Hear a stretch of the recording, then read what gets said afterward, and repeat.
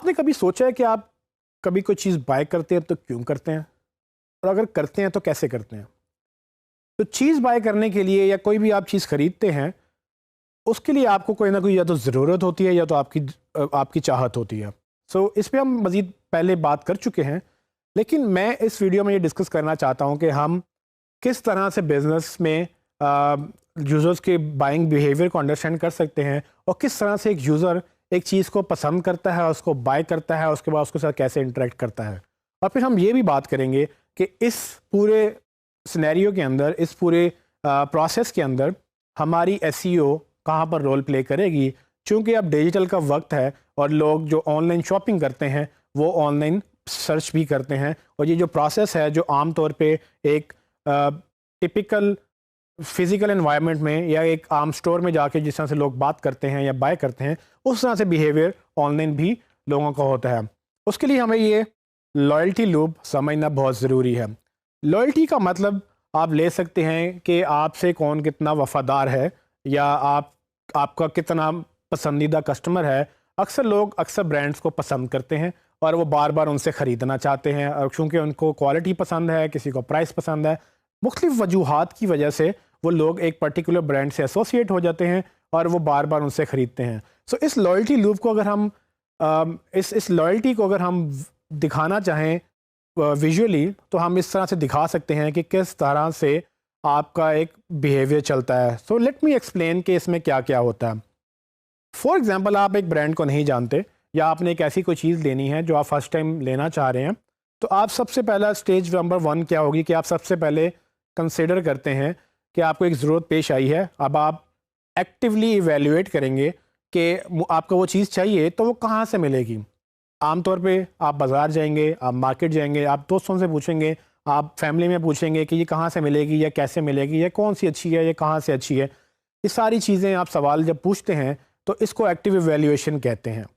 Digital में ये active evaluation कैसे होती है? डिजिटल में आप गूगल पे जाके रिसर्च करते हैं, आप एक सवाल लिखेंगे, आप उसका जवाब ढूंढेंगे, फिर आप उससे मज़ीद सवाल लिखेंगे, उनके जवाब ढूंढेंगे। करते करते आप एक ऐसे पॉइंट पे आएंगे जब आपको ये समझ आ जाएगी कि जो आपको चाहिए वो कहाँ से मिलेगा, कितने का मिलेगा, कौन कौन कैसे कैसे उसको बेच रहा है, और आपको वो कैसे चाहिए। ये वेरी कर सकता है कि किस प्रोडक्ट में की बात हो रही है, लेकिन जनरली ये एक्टिव इवैल्यूएशन आपके लिए बड़ी इंपॉर्टेंट होती है अगर आप एक बिज़नेस हैं, क्योंकि इस एक्टिव इवैल्यूएशन में यूज़र ने डिसाइड करना है कि उसने कहाँ से वो चीज़ लेनी है। हमारा ये गोल है कि हम एसईओ में देखें कि कैसे होता है। सो अगर ये एक्टिव इवैल्यूएशन प्रोसेस के बाद एक वो लम्हा आता है जहाँ पर आपके क्लाइंट को ये लगता है कि मुझे यहाँ पर ये बाय करनी है, वो उसको मोमेंट ऑफ परचेज कहते हैं। वो लम्हा जब आपके दिमाग में ये चीज़ डिसाइड हो जाती है कि हाँ मुझे ये लेना है, क्योंकि इससे पहले आप सोच रहे होते हैं, लेकिन वो एक लम्हे में आप फिर डिसाइड करते हैं कि अब लेना है, तो फिर उसके बाद आप पेमेंट की बात करते हैं या आप उसको बाय करने की शॉपिंग कार्ट में डालते हैं। डिफरेंट एक्सपीरियंसेस हैं डिपेंडिंग ऑन कि आप कहाँ पर खड़े हैं या कहाँ से जाके बाइंग कर रहे हैं। जब आप उसको चीज़ को ख़रीद लेते हैं और उसको इस्तेमाल करना शुरू करते हैं, उसके बाद एक और प्रोसेस चलता है जिसको पोस्ट परचेज बिहेवियर बोलते हैं। ये पोस्ट परचेज बिहेवियर क्या होता है? बेसिकली हर ब्रांड जब आपको चीज़ सेल करता है, उसके साथ आपको या तो वारंटी देता है, या तो आपको सपोर्ट देता है, या आपके और भी तरीके होते हैं कि आप उनसे बात कर सकते हैं। फॉर एग्जांपल, अगर आपको एक चीज़ अच्छी नहीं लगी, या आपकी वो चीज़ उसमें नुक्स था, या उसको वो काम नहीं कर रही जैसे उसको करना था, आप जाते हैं, जाके उनसे बात करते हैं, और उनसे बात करने के बाद आपको ये पता चलता है कि या तो वो आपकी बात सुन रहे हैं या तो आपकी बात नहीं सुन रहे हैं। इसको पोस्ट परचेज बिहेवियर कहते हैं, और ये बड़ा इम्पोर्टेंट बिहेवियर होता है, क्योंकि अगर यहाँ पर कोई ब्रांड अगर अपनी ऑडियंस बनाना चाहता है, तो बहुत सारे ब्रांड्स यहाँ पर कस्टमर्स को विन कर लेते हैं, और जो यहाँ कस्टमर्स को विन कर लेता है तो वो फॉर एवर उनको विन कर लेता है। लेकिन अगर यहाँ पर आप उनको मिस कर दें, अगर यहाँ पर आप उनको लूज़ कर दें, उनको सब प्रॉपर सपोर्ट ना दें, तो वो क्या करेंगे, उनको वो दोबारा से आपके पास नहीं आएंगे। तो बेसिकली ये लॉयल्टी लूप यही एक्सप्लेन करता है कि जैसे ही वो पोस्ट परचेज बिहेवियर या आफ्टर सेल बिहेवियर, वो उसमें ये यूज़र डिसाइड करता है कि दोबारा अगर उसको वैसी प्रोडक्ट चाहिए, अगर उसको दोबारा वही प्रोडक्ट चाहिए, तो वो किसके पास जाएगा? अगर वो आपसे खुश है और आपकी क्वालिटी, आपकी सपोर्ट सर्विसेज, आपका सब कुछ उसको पसंद है, तो बजाय इसके कि वो दोबारा से वो सर्च करे, वो आपके पास ही दोबारा आएगा और ये लूप क्रिएट हो जाएगा। ये लूप यानी कि जो चक्कर है, इसमें यूज़र दोबारा से नहीं ढूंढेगा कि हाँ मुझे अब जूते चाहिए, तो मैं हर बार एक नई कंपनी ढूंढूं, उनको एवेल्युएट करूं, उनको टेस्ट करूं और फिर डिसाइड करूं कि हाँ इनके जूते अच्छे हैं या नहीं हैं। अगर उनको एक ब्रांड के जूते पसंद आ गए हैं तो दोबारा जब उनको जूते चाहिए होंगे वो सीधा उसी ब्रांड के पास जाएंगे, उसको बाय करेंगे और उसके बाय करके यूज़ करेंगे। और इसी तरह से ये हर बिज़नेस के लिए वैलिड है कि वो ये लूप को अंडरस्टैंड करे। हमने ये अंडरस्टैंड करना है कि एसईओ या डिजिटल मार्केटिंग में ये लूप कैसे इफ़ेक्टिव है या इस लूप में हम कैसे अपनी इनपुट डाल सकते हैं। सो डिजिटल मार्केटिंग की बात भी हो सकती है इसमें सिर्फ सर्च की बात भी हो सकती है। सो हमें जो फोकस करना है वो करना है स्टेज नंबर 1 पे।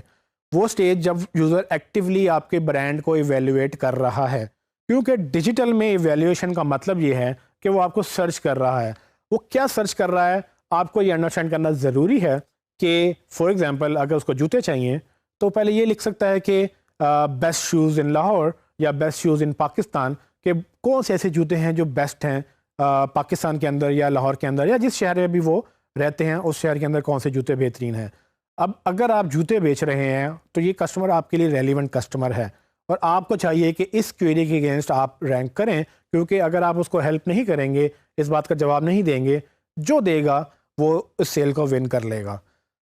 इसी तरह से अगर आप कपड़ों की बात करें या आप खाने की बात करें या आप रेस्टोरेंट की बात करें या किसी भी तरह से और भी बिज़नेस की बात करें, तो लोग ये वो सवाल पूछते हैं जो एक्टिवली वैल्यूएशन में फॉल करते हैं कि किस ब्रांड को डिस्कस करना है। आप इसको हर एग्जांपल में डालते जाएं और अपने साथ उसको देखते जाएं, लेकिन ये एक्टिव वैल्यूएशन का प्रोसेस सर्च के तहत बड़ा इंपॉर्टेंट रोल प्ले करता है, क्योंकि सर्च हम जैसे अंडरस्टैंड कर चुके हैं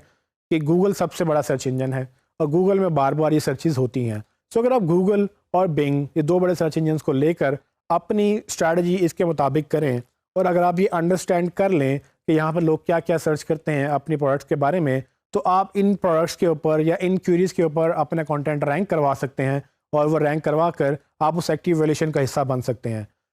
जब आप उस एक्टिव वैल्यूएशन का हिस्सा बन जाएंगे, जब आपकी वेबसाइट पे वो आ जाएंगे, वो फिर डिसाइड करेंगे कि आपके प्रोडक्ट इस काबिल है कि उसको बाय किया जाए या आपके प्रोडक्ट इस काबिल है कि उसको यूटिलाइज करके दोबारा से उसको लोगों तक भी बात की जाए। वो मोमेंट ऑफ परचेज की बात तब होगी जब वो एक्टिव वैल्यूएशन में आप उसको विन करेंगे। सो अगर हमें ये लूप पूरा करना है, हमें ऐसे कस्टमर चाहिए जो बार बार हमसे बाय करें, तो स्टेज नंबर 1 ये है कि हम उनको पहले अट्रैक्ट करें। वो जो पहली स्टेज है एक्टिव वैल्यूएशन में, उसमें सर्च इंजन एक बड़ा रोल प्ले करती है और जिन जिन ब्रांड्स को ये समझ आ गई है वो इसको यूज़ करते हैं और वो इसको यूज़ करते हुए ट्रैफिक इंक्रीज़ करते हैं। ज़्यादा ट्रैफिक का मतलब ज़्यादा कस्टमर का मतलब ज़्यादा सेल्स और बिजनेस की ग्रोथ है।